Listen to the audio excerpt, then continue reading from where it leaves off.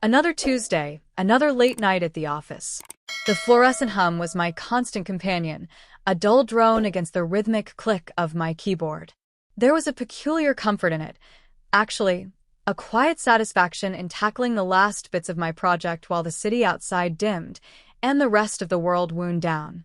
My desk, usually a controlled chaos of files and sticky notes, was relatively neat, a testament to the focused hours I'd put in. I was Sophia, and this was my rhythm. It wasn't glamorous, but it was mine, and I found a quiet peace in its predictability. My stomach, however, had a different rhythm in mind, a grumbling protest that broke through the calm. Dinner. It had slipped my mind, as it often did on these long days. My usual solution was a quick trip to the supermarket downstairs, a necessary stop for the perpetually busy. I stretched, feeling the stiffness in my shoulders, and gathered my things. The thought of a warm, ready-made meal was surprisingly appealing after a day of calculations and reports. The supermarket, usually a vibrant hub of last-minute shoppers, was almost deserted at this hour. The automatic doors whooshed open with a sigh, revealing rows of brightly lit aisles. My eyes scanned the prepared food section, a familiar hunting ground. And there it was, sitting proudly on the shelf, the sole survivor, a chicken teriyaki bento box. Perfect. Just what I needed. My hand reached out, fingers stretching towards the plastic container. But just as my fingertips brushed against the cool surface, another hand, slender and elegant, reached simultaneously. We both froze, our hands hovering over the same bento box. My gaze snapped up. Standing opposite me was a woman, my age, perhaps. She was striking, even beneath the obvious layer of exhaustion. Dark hair, pulled back into a somewhat disheveled bun, had a few rebellious strands escaping, framing a face that was both delicate and strong. Her eyes, deep-set and a shade I couldn't quite place under the artificial lights, held a spark of resilience, despite the faint smudge of fatigue beneath one. Her lips, naturally curved, were pressed into a thin line, a hint of exasperation. She wore a simple, dark blazer over a light blouse, looking as though she'd just stepped away from a long day of meetings. For a long moment, we just stared at each other, a silent standoff over a microwavable dinner. An unexpected jolt went through me, a flicker of something new, a mix of irritation, sure, but also an inexplicable curiosity. Her presence was oddly captivating, an unexpected ripple in my otherwise smooth evening. "Excuse me," she said, her voice a little breathy, but with a surprising edge of determination. I saw it first. I raised an eyebrow, a familiar sensation of quiet defiance stirring within me. "Actually," I replied, my own voice calm, my hand was on it first. It wasn't entirely true, but the principle of the matter seemed important in that moment. She let out a small, exasperated sigh, her shoulders slumping just a fraction. "Look," she began, a hint of weariness creeping into her tone, "it's been a day. A really, really long day. And this is all I want right now." Her eyes pleaded, not aggressively, but with a quiet desperation that was hard to ignore. I took her in again. The subtle slump of her posture, the visible strain around her eyes. She looked genuinely depleted, more so than I felt, even after my own marathon workday. My usual stubbornness wavered. It was just a bento box, after all. "All right," I conceded, pulling my hand back slowly. The corner of her mouth twitched upwards, a faint, grateful curve. "You can have it." Her eyes widened slightly, a flicker of surprise replacing the fatigue. "Oh, thank you." "Really, thank you." She quickly grabbed the bento, as if I might change my mind, and offered a small, almost shy smile. "I'm Olivia, by the way." "Sophia," I replied, a small, polite nod. I watched as she clutched the bento box like a precious trophy, then turned and headed towards the checkout, a slight spring in her tired step. As she disappeared around the corner, I found myself standing there for a moment longer, the empty space on the shelf a stark reminder of our brief, intense encounter. The irritation had receded, replaced by that lingering curiosity. "Olivia," The name settled in my mind. She was an unexpected variable, a fascinating disruption to the quiet rhythm of my predictable evenings. I picked up a less appealing salad, my appetite suddenly less certain, and headed to the checkout, a new, subtle question mark hanging in the air. The incident with the bento box should have been a one-off, a fleeting moment of supermarket drama quickly forgotten. Yet it wasn't. The image of Olivia, her tired eyes and the slight, grateful curve of her lips, stayed with me, a quiet echo in my mind. It was unusual. I rarely lingered on such trivial interactions. But Olivia wasn't trivial. There was something about her, a vividness that cut through the mundane, even in her exhaustion. A few days later, another late shift beckoned. The same fluorescent lights, the same keyboard symphony. My stomach, ever predictable, led me back to the supermarket. As I navigated the familiar aisles, my gaze unconsciously drifted towards the prepared food section. And there she was, Olivia. She stood by the fresh produce, inspecting a bunch of organic carrots with a focused intensity that seemed a little overkill for root vegetables. Her hair was again pulled back, but this time a little neater, though a stray curl still framed her ear. She wore a different blazer, a deep navy, and seemed marginally less exhausted than our first encounter, though the subtle lines of fatigue were still there, like faint etchings beneath her eyes. A small, almost imperceptible jolt went through me. This was unexpected. A coincidence, I told myself, nothing more. I grabbed a carton of milk, deliberately avoiding her line of sight, though I felt a curious pull to observe her. She eventually moved, pushing a small basket towards the checkout. As I approached my own aisle, her voice, a little stronger tonight, reached me. "Fancy meeting you here again, Sophia." I turned, a polite smile on my face. "Olivia. It seems we have similar schedules." She chuckled, a soft, pleasant sound. "Or similar late-night cravings. That bento box was a lifesaver, by the way." "Seriously." "Glad to hear it," I replied, feeling a faint warmth spread through me. We continued our shopping, occasionally crossing paths, exchanging brief, almost formal pleasantries. It felt strangely familiar, as if this was already part of a nascent routine. This pattern continued. Over the following days, our supermarket encounters became less of a surprise and more of a quiet expectation. It was never planned, never explicitly sought out, yet we found ourselves consistently bumping into each other during those late hours. Sometimes it was just a nod across the aisles, sometimes a brief exchange about the weather or the price of groceries. But gradually, these small interactions began to lengthen. "Still burning the midnight oil?" Olivia asked one evening, a knowing look in her deep-set eyes as she joined me at the self-checkout. "Looks like we both are," I countered, a small smile playing on my lips. "Where do you work, anyway, that keeps you so busy?" "Latham and Pierce," she said, naming a prominent law firm in the city. "And you?" My breath hitched almost imperceptibly. "I'm with Sterling Financial." Her eyes widened slightly. "No way." That's in the same building as Latham and Pierce." I felt a genuine jolt of surprise. "It is. That's quite a coincidence." A little more than a coincidence now. The next evening, as I stepped out of the elevator on my floor, ready for the quiet solitude of my apartment, I saw her. Olivia, fumbling with her keys at the door just two down from mine. My mind raced. The same office building. The same apartment building. And now the same floor? My quiet, ordered world felt suddenly rearranged, imbued with an unexpected, almost delightful, layer of serendipity.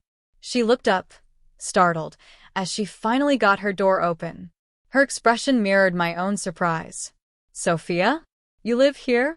"Looks like it," I managed, a genuine smile breaking through my usual composure. "On this floor, actually." A slow smile spread across her face, radiating a warmth that reached her tired eyes.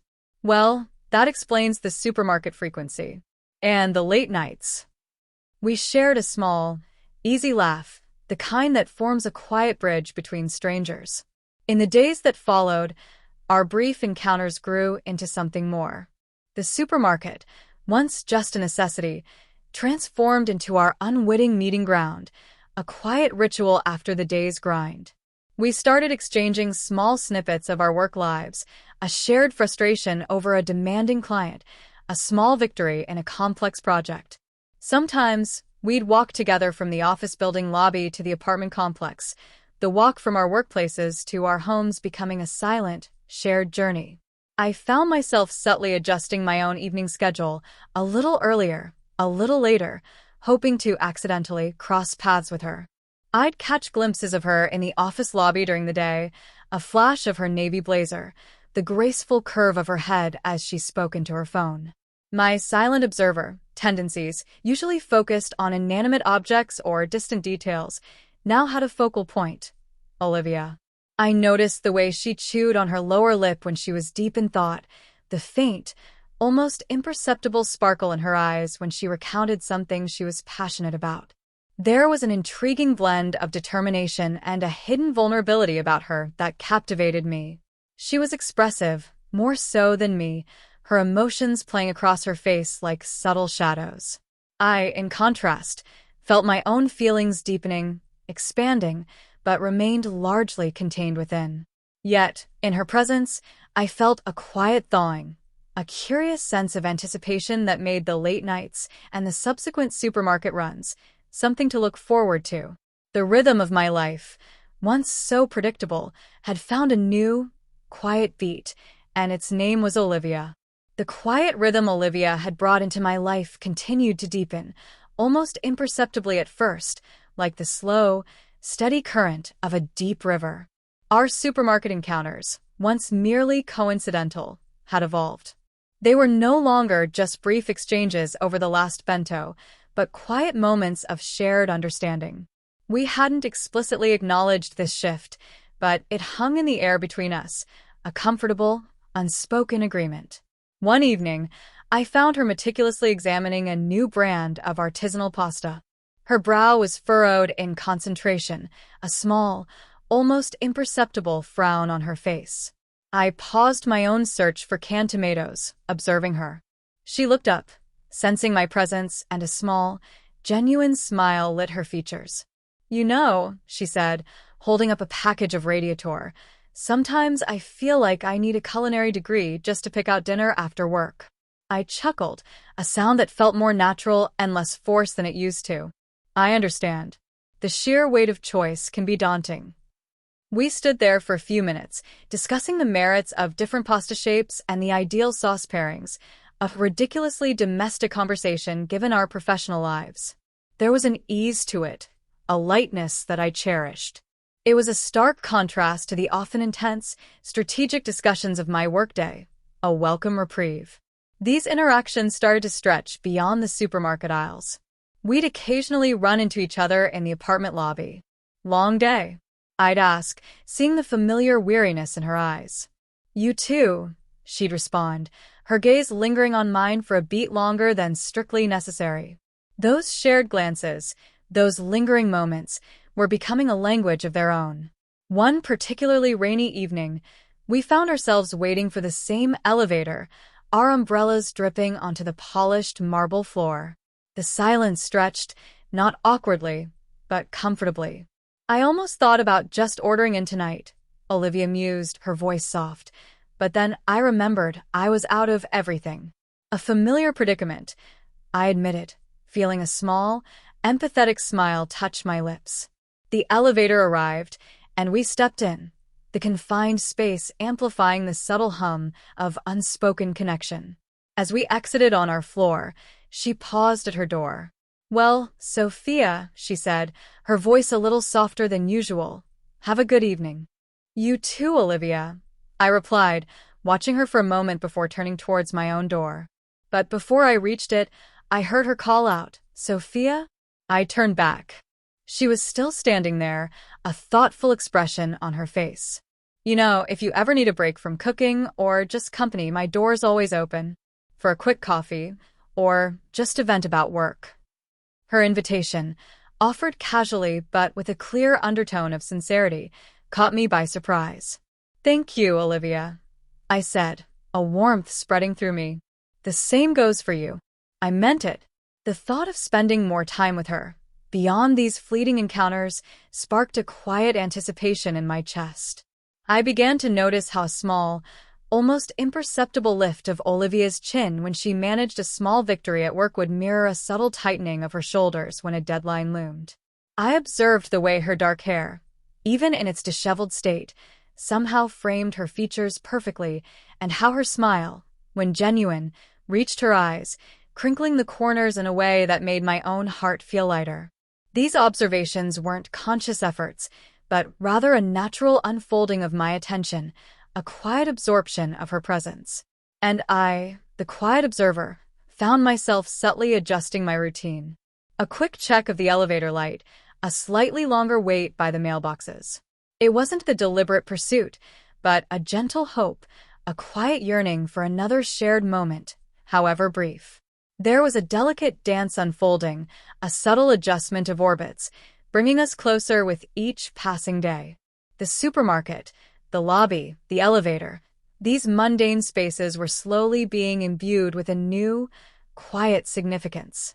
They were becoming the secret stages of a burgeoning connection, a silent understanding that was deepening with every shared glance, every lingering smile, every moment of comfortable, eloquent silence. A profound yet gentle shift was taking place within me, a quiet thawing in my usually reserved nature, and it was all because of Olivia. The quiet bridge between Olivia and me continued to solidify, built brick by subtle brick of shared glances and knowing smiles. Our daily encounters, once brief and functional, were now laced with an undeniable undercurrent of anticipation. We were no longer just acquaintances. A silent understanding had woven itself into the fabric of our lives, transforming mundane routines into something more profound.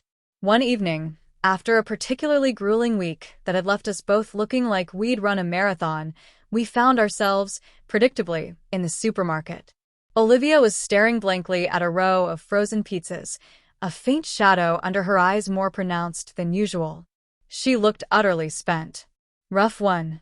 I asked, my voice softer than I intended. She let out a long, weary sigh, her shoulders slumping.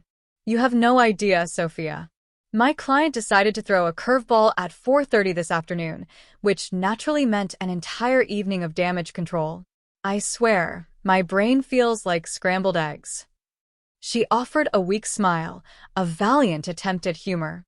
I listened intently, a familiar pang of empathy stirring within me. I knew that feeling all too well, the sudden, unexpected demand that unravels meticulously planned evenings. "I'm sorry, Olivia," I said, genuinely meaning it.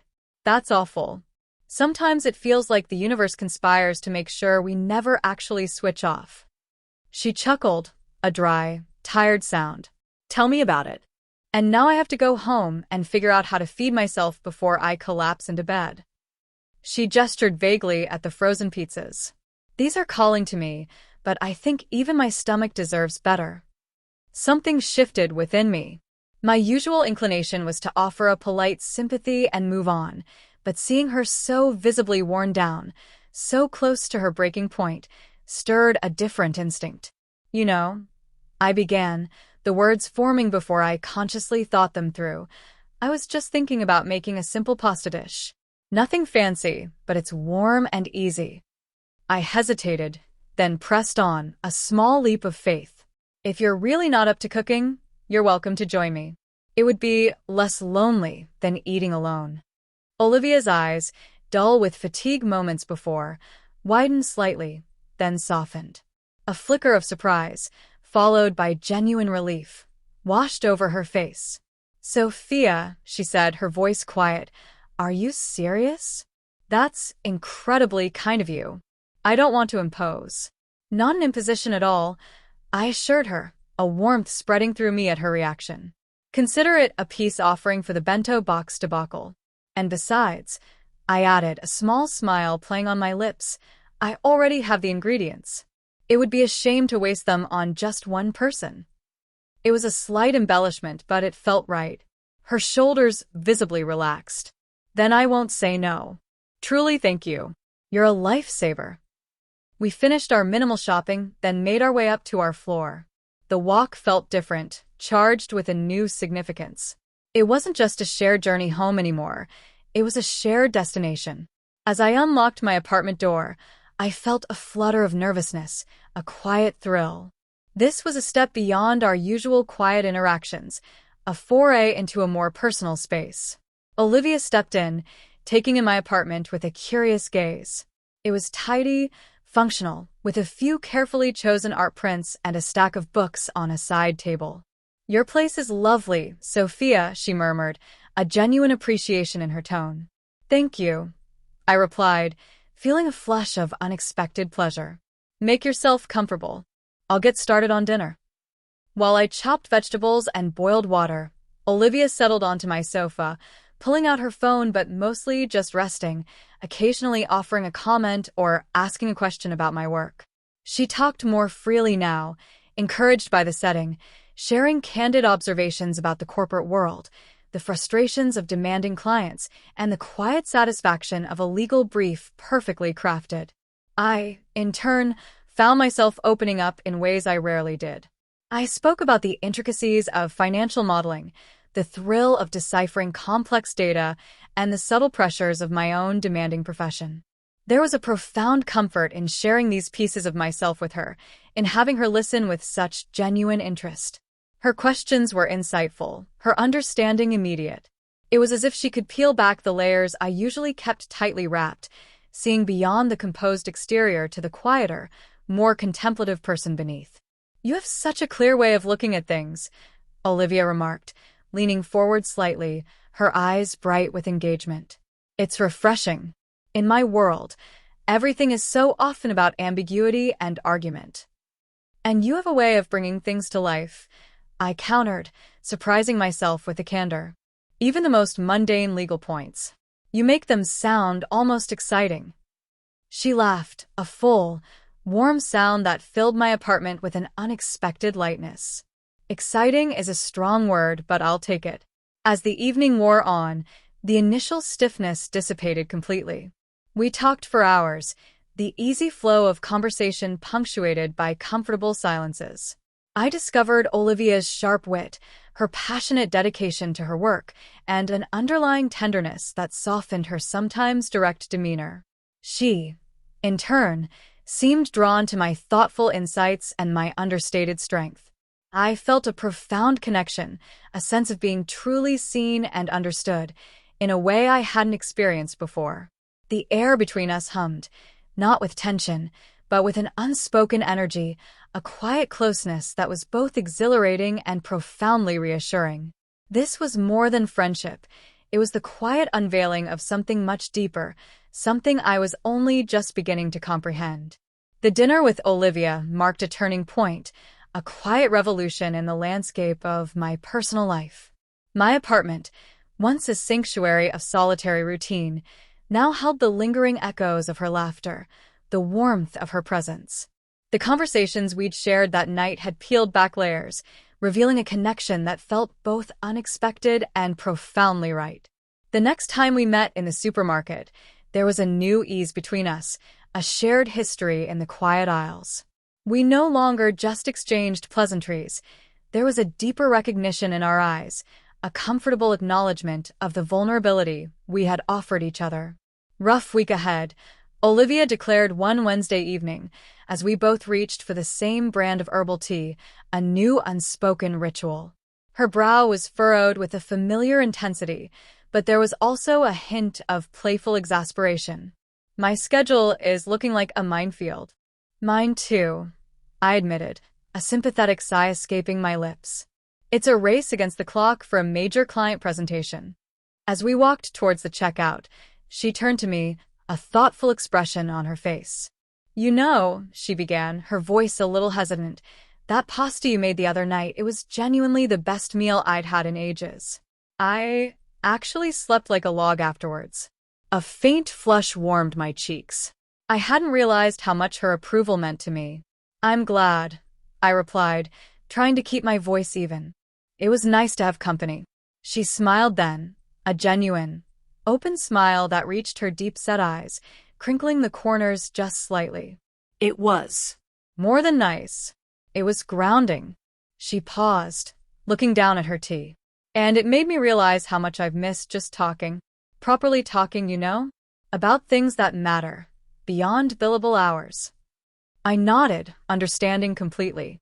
My own life, while fulfilling professionally, had often felt like a series of carefully constructed compartments, with little overlap for truly personal, unburdened conversation. With Olivia, those walls seemed to dissolve effortlessly. I feel the same, I confessed, surprised by the easy honesty. It's rare to find someone who understands the peculiar pressures of our world and still manages to talk about, well, artisanal pasta. She laughed, a bright, clear sound that filled the quiet supermarket aisle. Exactly. It's a delicate balance. We walked back to our apartment floor together, the bags of groceries a familiar weight in our hands. As we reached my door, I found myself hesitating. Would you like to come in for a moment?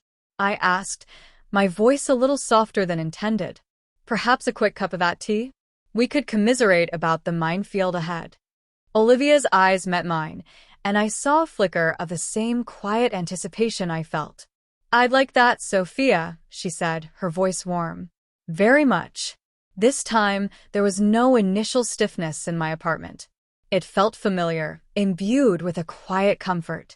Olivia settled onto the sofa as I put the kettle on, a sense of rightness filling the space. We talked again, the conversation flowing as easily as the steam from our tea mugs. We delved deeper, sharing stories from our pasts, childhood anecdotes, college ambitions, the paths that had led us to our current demanding careers.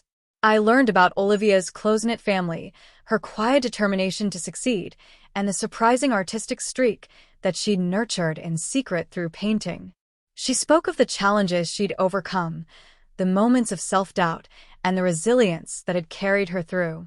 There was a raw honesty in her words that resonated deeply within me. And I, in turn, found myself sharing aspects of my own life that I rarely articulated. I spoke of my methodical nature, my love for intricate puzzles, and the quiet satisfaction of bringing order to complex data. I revealed a shyness I often disguised as composure, and the quiet longing for connection that lay beneath my reserved exterior. As the evening wore on, the apartment grew darker, illuminated only by the soft glow of a table lamp. The world outside, with its looming deadlines and corporate battles, felt distant, irrelevant. Here, in this quiet space, there was only us, two women from similar yet different worlds, finding common ground in shared stories and unspoken understanding. I found myself subtly admiring the way Olivia's hands moved when she spoke, her gestures expressive and earnest. The way her dark hair caught the light, and the genuine warmth that radiated from her, drawing me in. I watched her, really watched her, seeing beyond the professional veneer to the vibrant, complex woman beneath. There was a subtle magnetic pull, a silent energy that hummed between us. It wasn't just a comfortable friendship anymore. It was an undeniable, quiet closeness, woven into the fabric of shared confidences and deep, meaningful silences. With every passing moment, I felt a quiet certainty settling within me. Olivia was becoming an essential part of my rhythm, a harmonious counterpoint to my once solitary tune. The minefield week proved to be exactly that, and then some. The pressure at Sterling Financial had been relentless, a whirlwind of spreadsheets and high-stakes calls. I knew Olivia's week at Latham and Pierce had been equally demanding. A fleeting glance of her in the office lobby one afternoon confirmed the toll it was taking. Her usually composed features were strained, her step a little heavier. So, when I finally made my escape from the office building late on Friday evening, my own exhaustion was profound. All I craved was quiet, warmth, and the simple act of not thinking. The supermarket beckoned, a familiar beacon in my weary world. As I pushed my cart down the ready meal aisle, my eyes, almost instinctively, searched for a particular figure. And there she was, Olivia. But tonight, she looked utterly drained, far more so than I had ever seen her. Her blazer, usually neat, was slightly rumpled, and her hair, usually held back by a few clips, was loose around her shoulders, giving her a surprisingly vulnerable appearance. Her posture was deflated, her shoulders slumped, and there was a visible tremor in her hand as she reached for a pre-made salad, a pale imitation of a meal. Her usual spark was dulled, replaced by a deep-seated weariness that pulled at my own heart. A sudden, fierce instinct rose within me, overriding my usual reserve. This wasn't just a person I knew. This was Olivia, who had, in a few short weeks, become an unexpected, vital presence in my life. She looked like she needed more than a polite nod or a brief exchange. She looked like she needed a little comfort. I stopped my cart, my voice surprising even myself with its quiet urgency. "You look like you've been through a war," I said, my tone softer, more concerned than I usually allowed myself to be. Olivia jumped slightly, startled, then turned to face me, her eyes clouded with fatigue. A weak, self-deprecating smile touched her lips. "Pretty close, Sophia. I think I left half my brain cells in a conference room somewhere." She ran a hand through her already disheveled hair, a gesture of profound weariness. "This salad is about the limit of my culinary ambition right now." I looked at the pale, unappetizing contents of the plastic container in her hand, then back at her utterly depleted face. "No," I stated, a quiet but firm decision forming in my mind. "Absolutely not. That's not dinner. That's sustenance in the direst emergency." She blinked, surprised by my sudden assertiveness. "Sophia, I appreciate the concern, but I'm just too tired to do anything else." "Exactly," I countered, pushing my cart towards her. "Which is why you're not doing anything else. Come up. Let me make you something warm. A proper meal. My kitchen is practically calling your name for something more substantial than that." I surprised myself again, my words bolder than usual, driven by an impulse I couldn't quite articulate, but knew, instinctively, was right. "No arguments, Olivia. You look like you need a real meal and a quiet corner to decompress." Her tired eyes searched mine for a long moment, as if gauging my sincerity. Then a slow, hesitant smile spread across her face, a genuine warmth beginning to reemerge. "Are you sure? I really don't want to burden you." "Completely sure," I affirmed, my gaze steady. "Consider it my civic duty to prevent supermarket salad-induced despondency. Besides, it's Friday night. We've earned a break." She finally relented, a soft sigh escaping her lips, but this time it was a sigh of relief. "All right, Sophia. You win. And honestly, thank you. You have no idea how much I needed to hear that." We picked up a few fresh ingredients for a simple, comforting meal, my usual meticulous planning giving way to a more spontaneous, caring impulse. The walk back to our apartment felt different again. This wasn't just a friendly invitation. It was an act of genuine care, a quiet offering of solace. Back in my apartment, I took charge, moving around my kitchen with a focused energy. I put on some soft, instrumental music, the gentle melodies filling the space. While I chopped vegetables and stirred a fragrant pot of soup, Olivia settled onto my sofa, shedding her blazer and leaning back, her eyes closed for a moment. I watched her, the quiet observer in me noting the slow release of tension from her shoulders, the subtle ease that began to replace the deep exhaustion. "Smells incredible, Sophia," she murmured from the living room, a genuine note of appreciation in her voice. "Almost ready," I called back, feeling a quiet satisfaction blossom within me. The act of caring for Olivia, of seeing her relax under my quiet attention, filled me with a profound sense of purpose and affection. It was a feeling I hadn't often experienced, this deep, almost protective tenderness. We ate slowly, savoring the simple, warm meal. The conversation was lighter tonight, mostly a shared commiseration about our respective brutal weeks, punctuated by comfortable silences. After dinner, I poured us both a glass of wine, a quiet ritual of unwinding. The soft music, the gentle clinking of glasses, the easy companionship, it all wove together into a cocoon of quiet closeness. As the wine loosened our inhibitions, the conversation drifted away from work. We spoke of dreams, of vulnerabilities, of quiet hopes for the future. I found myself revealing more of my inner world than ever before, trusting Olivia with thoughts and feelings I usually kept guarded. She, in turn, opened up about fears and aspirations, about past hurts and the long journey of healing she was still on. Her expressive eyes, now clear and bright, met mine with an unwavering gaze that spoke volumes. The air between us thickened, not with tension, but with an electric current of unspoken connection, one that felt deeper than our usual easy companionship. The soft glow of the table lamp cast long, dancing shadows across my living room, painting the space in hues of amber and gold. The instrumental music, a gentle piano melody, continued its quiet serenade, weaving itself into the fabric of our conversation. The second glass of wine had brought a pleasant warmth, blurring the edges of a particularly draining week and softening the last vestiges of our professional masks. Olivia was leaning back against the cushions of my sofa, her eyes, now fully engaged and sparkling, fixed on mine.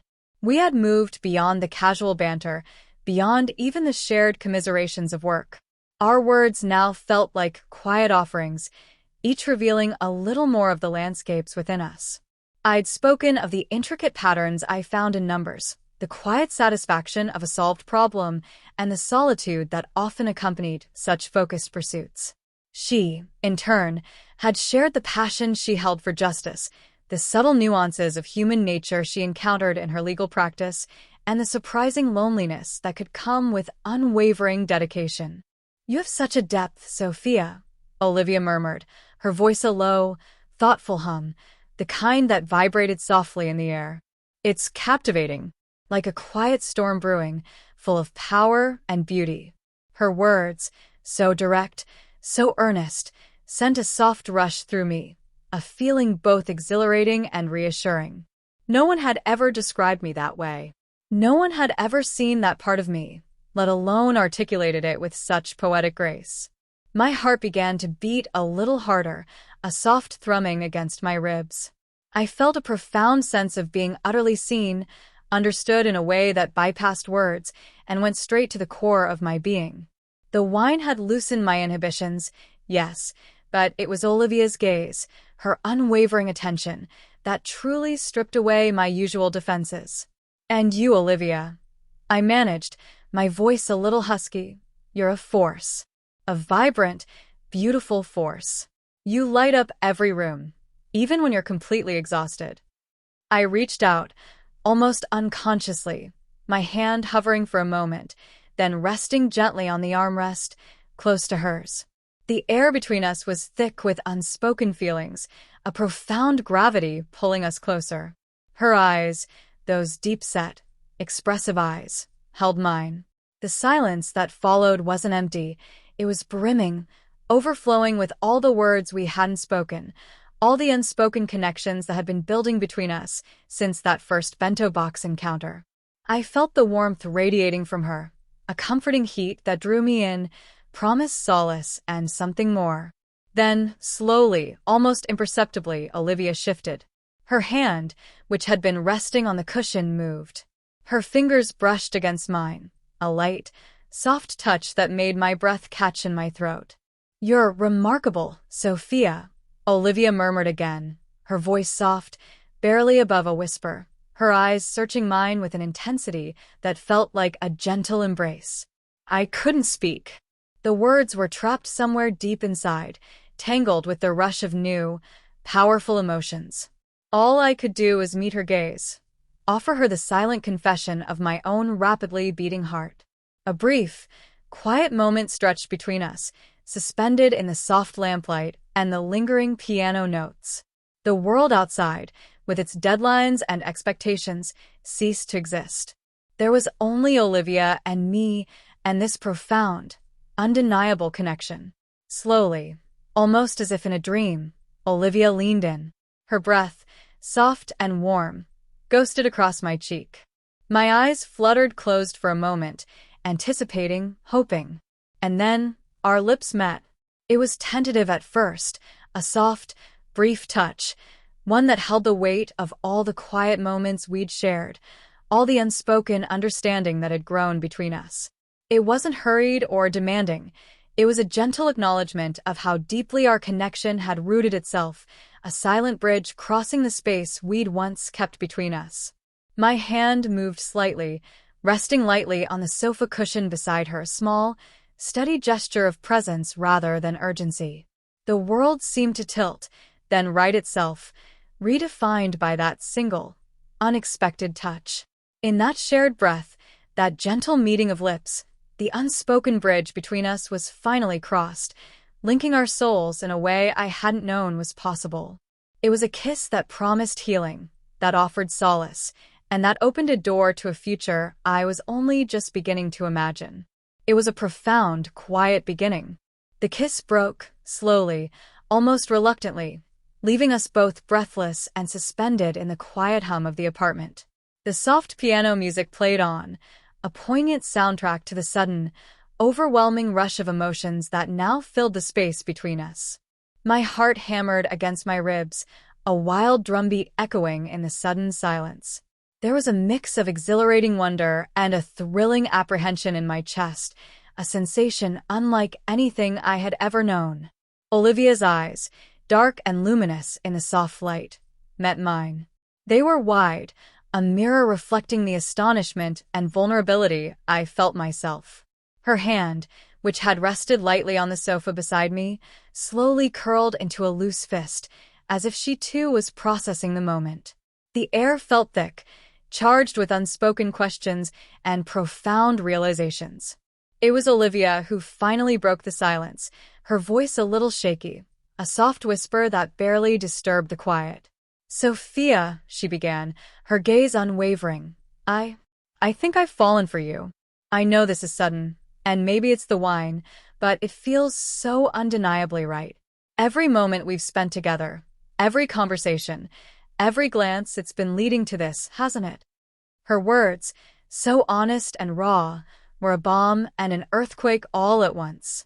They echoed the very feelings swirling within me, feelings I had only just begun to acknowledge, let alone articulate. To hear her say them aloud, to voice the silent symphony that had been building in my own heart, was both terrifying and incredibly liberating. I found my voice then, a little hoarse, but steady. "Me too, Olivia. More than I thought possible. I've felt it building for weeks, since that first night in the supermarket. All those quiet moments, all those coincidences, they stopped feeling like coincidences a long time ago." I paused, gathering my thoughts, letting the intensity of the moment settle. I've never felt this way before, this connection, this understanding. It's like you see parts of me I didn't even know were there.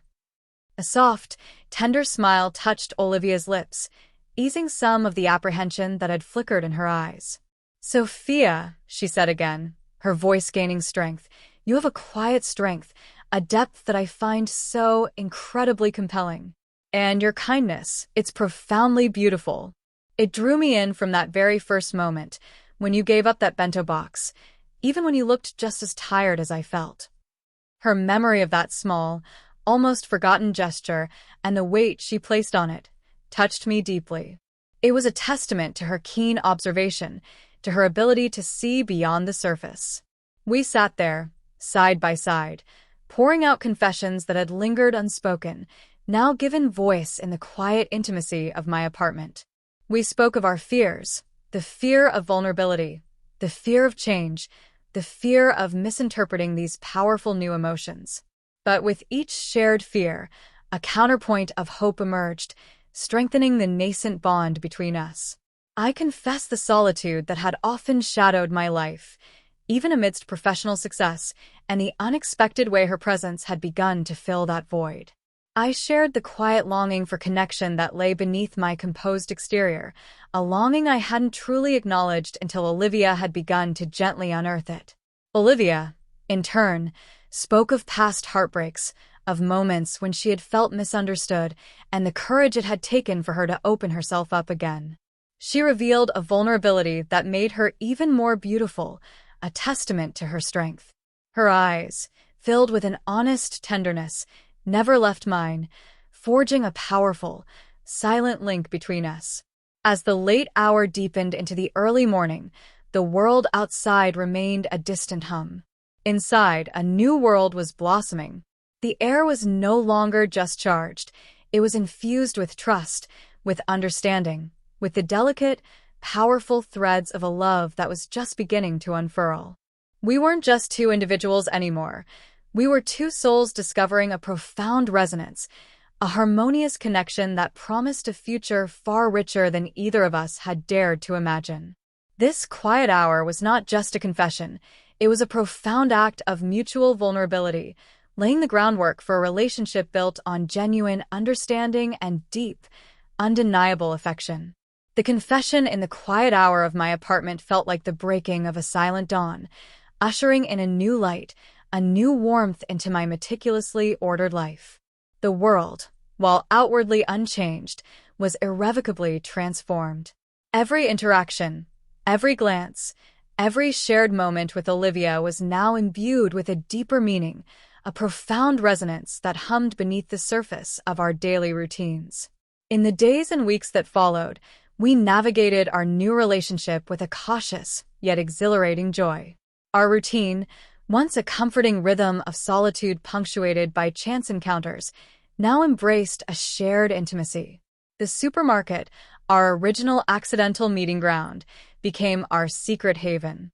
A quick trip for groceries would often turn into a prolonged conversation, our hands brushing accidentally over a carton of eggs, a shared smile over a particularly absurd product. These were the subtle gestures, the quiet affirmations of our blossoming love, understood only by us. Our professional lives continued their demanding pace, but now, they felt different. There was a quiet strength in knowing Olivia was just a few floors away in the same towering building. A shared glance across the bustling office lobby, a fleeting wave as we exited the elevator, or a knowing smile when our paths crossed during lunch breaks became small, cherished rituals. We learned to communicate volumes with just a look, a shared frustration over a demanding client, an encouraging nod before a big presentation, a silent promise of comfort later that evening. It was a subtle dance, maintaining our professionalism while our private world blossomed, a delicious secret we shared only with each other. One rainy Tuesday, just like the day we first met, I found myself lingering a little longer at the office. But this time, I wasn't alone. Olivia was waiting for me in the lobby, a small, knowing smile on her face. "Ready to escape the corporate jungle?" she asked, her eyes sparkling. "More than ready," I replied, feeling a lightness in my step I hadn't known before. We walked home together, the familiar path now feeling like a journey we embarked on as a team. We spoke of our days, our challenges, our small victories. Olivia listened with an attentiveness that made me feel truly heard, and I, in turn, found myself absorbing every detail of her day, every nuance of her expressions.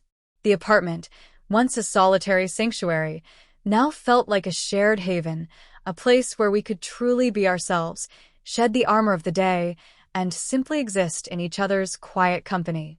We discovered new facets of each other with each passing day.